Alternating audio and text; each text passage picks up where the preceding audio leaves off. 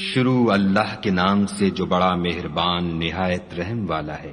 جو چیز آسمانوں میں ہے اور جو چیز زمین میں ہے سب خدا کی تسبیح کرتی ہے، اسی کی سچی بادشاہی ہے اور اسی کی تعریف لامتناہی ہے اور وہ ہر چیز پر قادر ہے۔ وہی تو ہے جس نے تم کو پیدا کیا، پھر کوئی تم میں کافر ہے اور کوئی مومن، اور جو کچھ تم کرتے ہو خدا اس کو دیکھتا ہے۔ اسی نے آسمانوں اور زمین کو مبنی بر حکمت پیدا کیا، اور اسی نے تمہاری صورتیں بنائیں اور صورتیں بھی پاکیزہ بنائیں، اور اسی کی طرف تمہیں لوٹ کر جانا ہے۔ جو کچھ آسمانوں اور زمین میں ہے وہ سب جانتا ہے، اور جو کچھ تم چھپا کر کرتے ہو اور جو کھلم کھلا کرتے ہو اس سے بھی آگاہ ہے، اور خدا دل کے بھیدوں سے واقف ہے۔ کیا تم کو ان لوگوں کے حال کی خبر نہیں پہنچی جو پہلے کافر ہوئے تھے تو انہوں نے اپنے کاموں کی سزا کا مزہ چکھ لیا، اور ابھی دکھ دینے والا عذاب اور ہونا ہے۔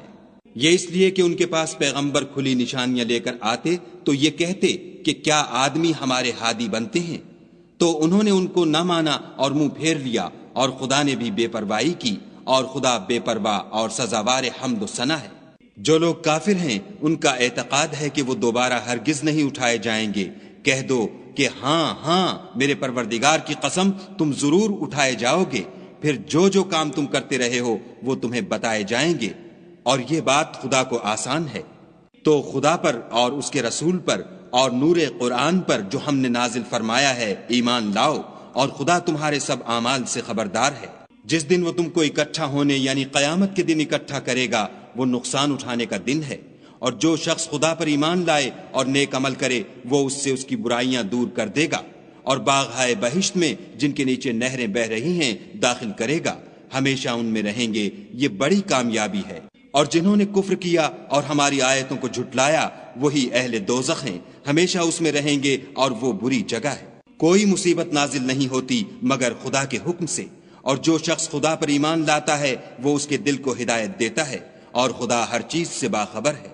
اور خدا کی اطاعت کرو اور اس کے رسول کی اطاعت کرو۔ اگر تم منہ پھیر لوگے تو ہمارے پیغمبر کے ذمے تو صرف پیغام کا کھول کھول کر پہنچا دینا ہے۔ خدا جو معبود برحق ہے اس کے سوا کوئی عبادت کے لائق نہیں، تو مومنوں کو چاہیے کہ خدا ہی پر بھروسہ رکھیں۔ مومنوں، تمہاری عورتوں اور اولاد میں سے بعض تمہارے دشمن بھی ہیں، سو ان سے بچتے رہو، اور اگر معاف کر دو اور درگزر کرو اور بخش دو تو خدا بھی بخشنے والا مہربان ہے۔ تمہارا مال اور تمہاری اولاد تو آزمائش ہے، اور خدا کے ہاں بڑا اجر ہے۔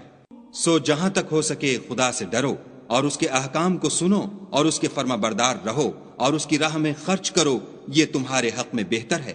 اور جو شخص طبیعت کے بخل سے بچا لیا گیا تو ایسے ہی لوگ راہ پانے والے ہیں۔ اگر تم خدا کو اخلاص اور نیت نیک سے قرض دو گے تو وہ تم کو اس کا دو چند دے گا، اور تمہارے گناہ بھی معاف کر دے گا، اور خدا قدر شناس اور بردبار ہے، پوشیدہ اور ظاہر کا جاننے والا، غالب اور حکمت والا۔